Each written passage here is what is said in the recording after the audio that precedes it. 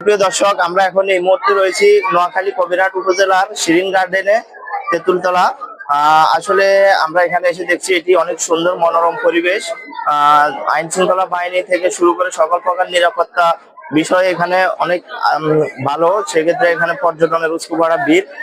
আমরা যদি একটু আমাদের ক্যামেরাটা ঘুরে দেখানোর চেষ্টা করি, এইদিকে অনেক পর্যটন আজকে এসেছে। এখানে অনেক দর্শনার্থী ঈদ উপলক্ষে এখানে ভিড় করতেছে।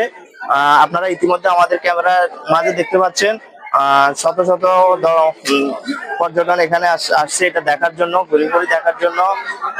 আসলে বলতে গেলে এটি অনেক সুন্দর গ্রামের একটা পার্ক বলা চলে। এটা খুবই মনোরম পরিবেশ এবং কি আইন শৃঙ্খলা বাহিনী থেকে সকল প্রকার নিরাপত্তা জোরদার করছে পার্ক কর্তৃপক্ষ।